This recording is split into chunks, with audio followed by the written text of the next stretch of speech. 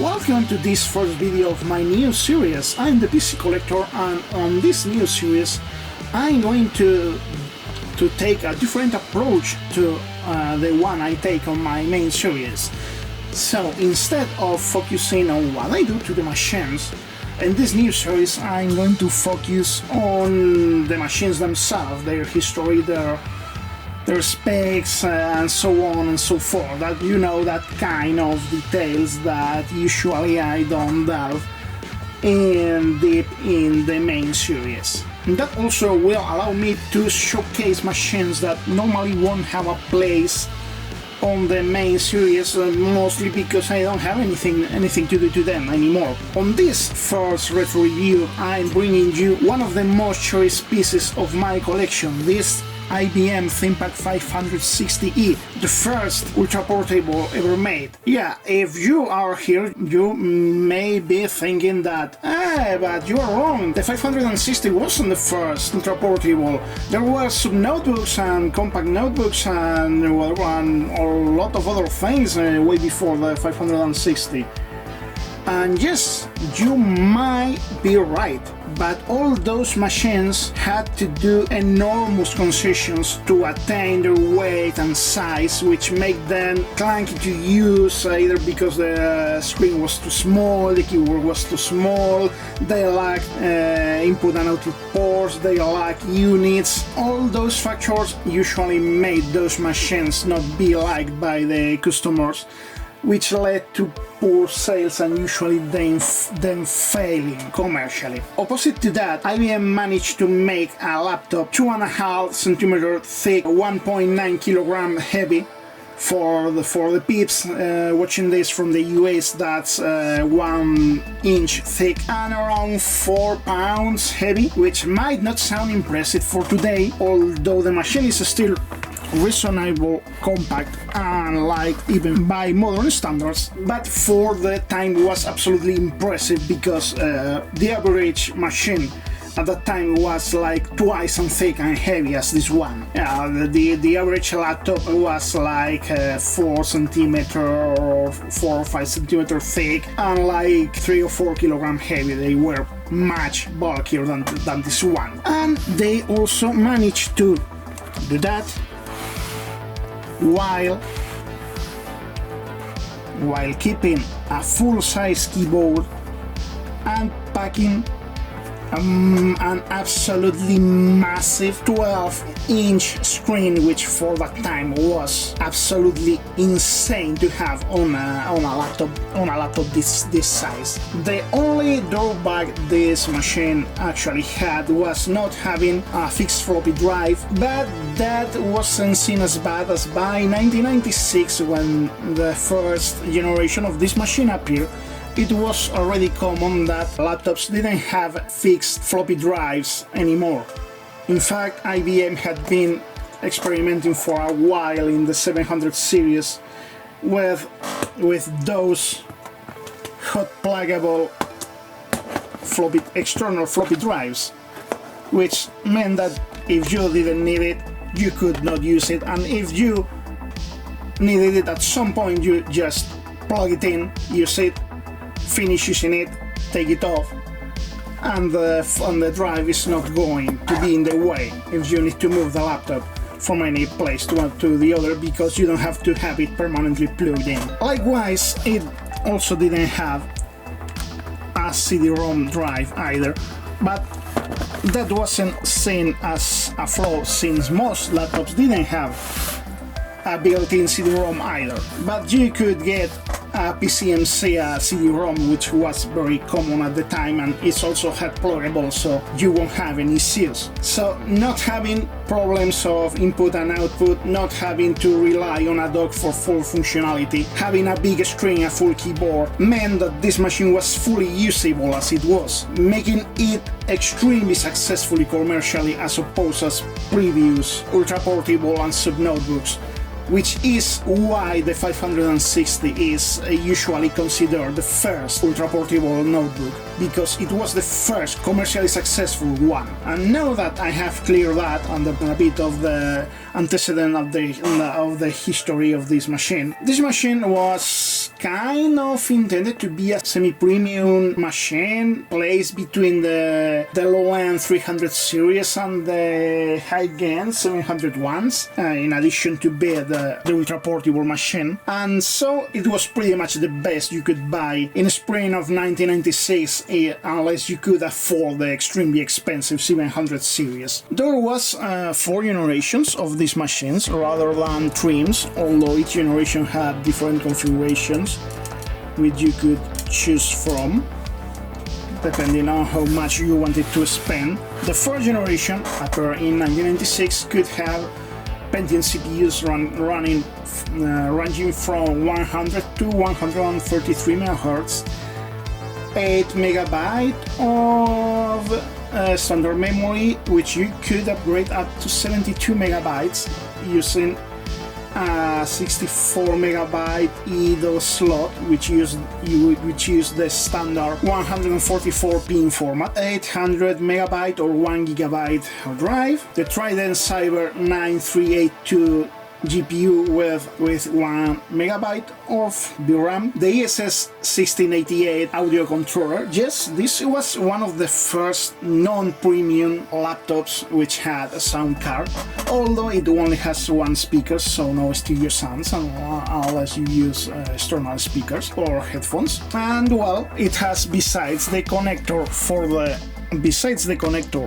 floppy drive, it also has the full set of connectors here, the serial printer and VGA, mouse here. It was also the first to use the yellow barrel 16-volt AC adapter, which would become standard on ThinkPad later on. It also has 2 PCMC slots and the speaker and microphone connectors. And as you can see, a curious trait from ThinkPads is that the early ones with sound card had a physical volume control. It's not like one in which you send the instruction to the operating system and the system changes the volume. Now this is controlled completely independent of the operating system. You can use either of them to change sound. This machine is from the second series, which were pretty much the same as the previous one, except they use Pentium MMX CPUs running at 150 or 166 MHz and had 16 MB of standard memory, which also bumped the maximum to 80 MB. And then there were the 2 late variants, which although they used the same case, they were completely different on the insides. The first appeared in March 1998 and used a Pentium MMX running at 200 or 233 MHz. It had 32 MB of standard RAM, which you could bump up to 96 MB, 2 or 4 GB hard drive, but they use different sound cards and video card. They use, instead of the Trident Cyber and the ESS, they use a Neomagic Graph 128 XD and a Cirrus Logic sound card. And the late version, the 560 set, was pretty much the same, but it has a Pentium 2 running at 233 MHz or at 300 MHz, and they could have 32 or 64 MB of base memory. The first generation could have either an 11.4-inch DSTN screen or a 12.1 TFT1. The X version replaced the DSTN by a 12.1-inch HPA screen, while the set only have the 12.1-inch TFT screen. This particular unit is the top configuration of the second generation, the 560E, and you can notice the massive 12-inch screen.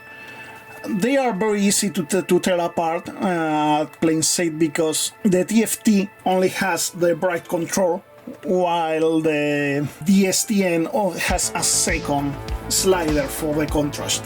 So this machine as the top configuration, has a 166 MHz Pentium MMX CPU, the 12-inch TFT, and has the memory maxed at 80 megabytes. All the machines of the series were shipped with Windows 95, although some versions have the option to have them shipped with either OS 2 or Windows 94. Later on, IBM officially supported Windows 98 by releasing official drivers for that system. Before I connect it and show it running, I think it's worth mentioning that despite of this machine not being intended to be serviceable by the user, you only have this cover which covers the RTC battery and the memories on the memory slot. The hard drive is inside of the computer, in theory not at the reach of the customer,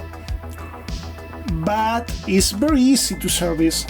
You only have to remove those screws, all those screws you are seeing here, except this one. This one only gets the cover in position, and then, well, those three, I think that they support the keyboard, so probably they're not needed to remove either. But in any case, if you remove those covers, those screws, then this upper bezel will come out very easily on a single piece, and you can then remove also the keyboard, having full access to the board and all the devices. The hard drive is just below this part, by the way. So yeah, it's a very easy to service machine despite not being intended to be serviced by the user. So now I think that it is time to show it in action.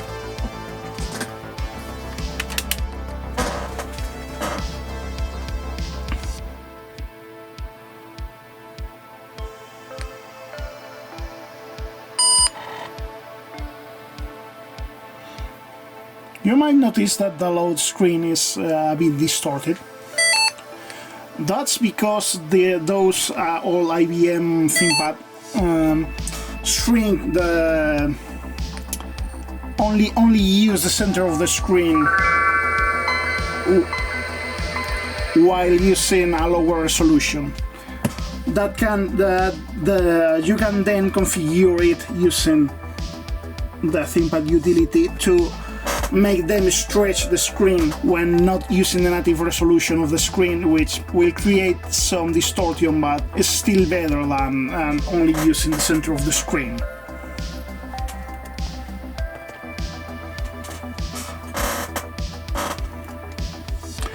You probably have noticed that it doesn't make any sound while running. That's because I replaced the original hard drive by an SD card reader with a 4GB SD card.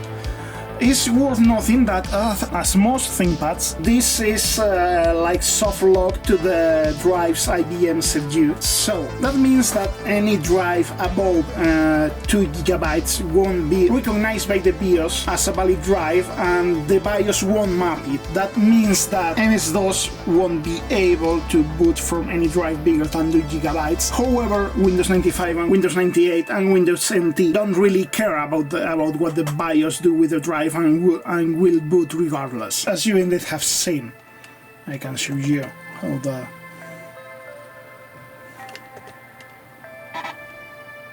oh yeah, well, if I click the right drive, it will be better.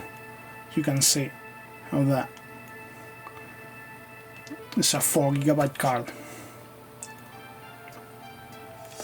So you can say this machine is pretty much what you could expect of a machine of that time to use with Excel and other productivity software of that time. I can show you or assume a summary of what the machine has. As you can see, the Pentium MMX 166 MHz, 80 megabytes of RAM, The Trident Cyber with 2 megabytes of memory. It's the E. I was confused because I didn't remember. Depending on the source, they will tell you that this machine has 1 or 2 megabytes. If you want to see some more details, I have.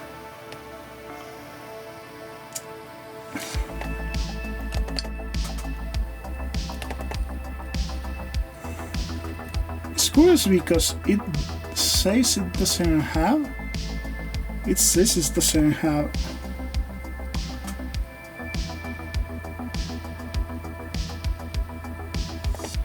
It says it doesn't have any level 2 cache.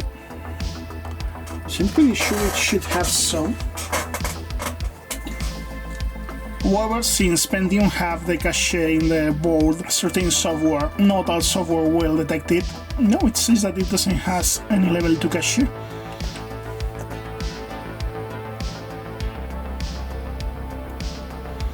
It's weird, a Pentium MMX without cache. Okay, let's do some quick bench. Okay, let's search for the reference Pentium MMX this one has. Let's see what results it gives. And yeah, it indeed shows that it's slightly faster than the reference, so I'm not sure of it saying that doesn't has level 2 cache. I'm more thinking like it can detect the onboard cache. So well, this machine is running Windows 95C with the Internet Explorer shell extension and Microsoft Plus. And well,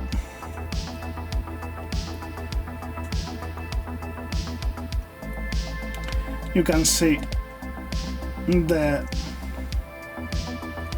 memory usage is using around 50 megabytes of RAM, which is coherent with what this one takes. Usually it goes between 40 and 50 megabytes, it depends really. This machine is on the brain that you could use Windows 98 and it will be fine either, but I personally tend to feel that Windows 98 feels a bit sluggish on Pentium class machines, especially if they have less than 96 megabytes of RAM, which is the case. So you might be thinking what could you do with this machine? Well, this machine can be used pretty much for anything you would use a machine this old. You could use it to run all software, to run all DOS-based programs. It has the problem of the shrink screen, which is solved with the configuration. I'm going to show you the issue. If you restart, you see how the font is quite a bit distorted. Well, I'll show you. Let me restart. Let me restart Windows.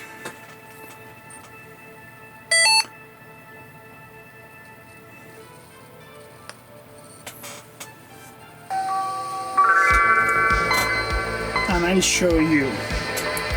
You have here the utility configuration, which you need to configure that behavior. Here you see in the LCD configuration, this screen expansion is which controls the behavior of the screen. Usually by default is disabled, which means that if you try to run MS-DOS or an MS-DOS based application, you will get that. You would use only a part of the screen. That is configured with that option I just showed you on the ThinkPad configuration.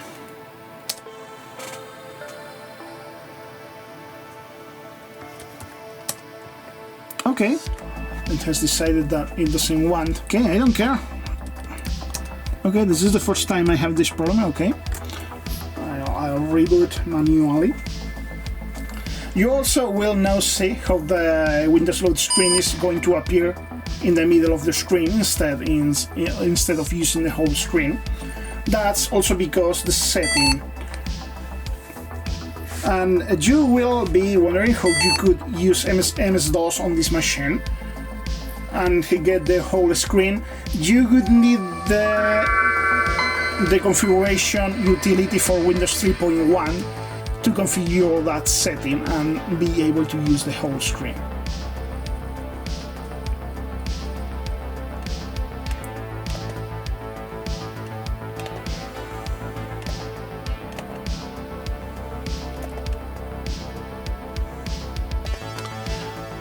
Despite that, the machine is fairly powerful for the era.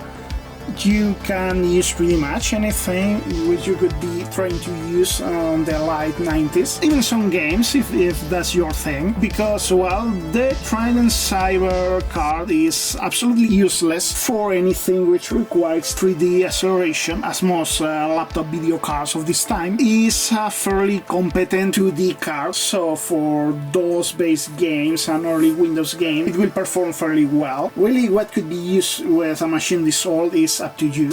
I mostly use these kind of machines to run all software which requires a specific CPU speeds, like for example Turbo Pascal. If you try to run that on machines much newer than this one, it won't work. So just out of curiosity,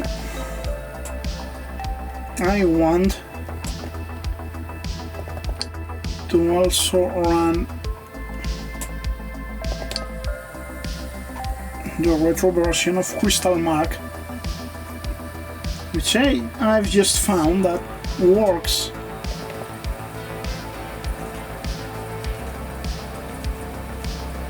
It's possible that I make a ranking with all the machines in my stash.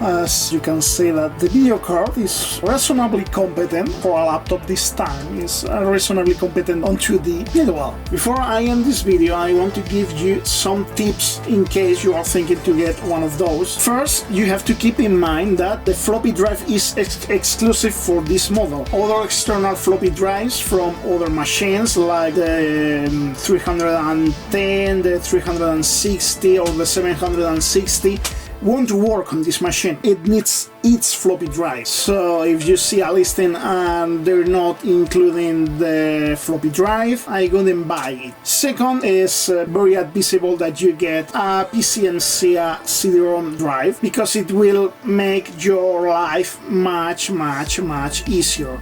Alternative, you could get a compact flash to PCMC adapter to use compact flash cards to transfer stuff from other machines to this one. If you get the Rare X or Z version, those ones have USB ports, so with the third-party drivers you could use those to connect a pen drive to transfer stuff to them.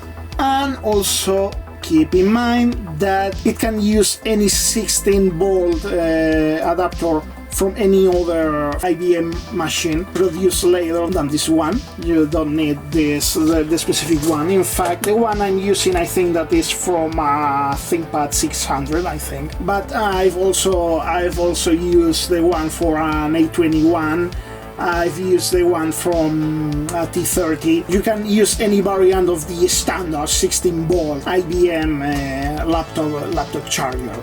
Some final considerations is the hard drive issue. Any drive bigger than 2 GB on the early versions and 6 GB on the later gens won't be recognized by the BIOS, preventing DOS or Windows 3.1 to boot from them. So it's something that you should keep in mind. And also you have to keep in mind that any drive bigger than 4 GB on the early versions and 8 GB on the late ones will cause a hard lockup upon boot, preventing the system to boot at all. So if you don't want to gamble with 30 years old hard drives, it's advisable that you use compact flash or SD to ID adapters. There's plenty of room in the place where the hard drive is supposed to be. Also, if you are planning to use one of these, I recommend that you use Windows 95. Windows 98 can be used but might feel sluggish, especially if you don't have the memory maxed out. This is pretty much all. It's worth mentioning that one of the reasons I like this machine so much is because technically it was my second laptop. It was one of the first machines I got in this fashion, and at that time it was in need of a laptop, and since this was the only which was more or less usable at the time, I used it for a couple of months until I could save to get the T30. This machine holds a special place on my collection due to that, and during a long time I frequently use it to run a small piece of software which allows to format floppy drives in special formats, although in that role it has been superseded by the Compact Armada, which is more convenient. That said, I hope that you like the review, and I hope to see you on the next project.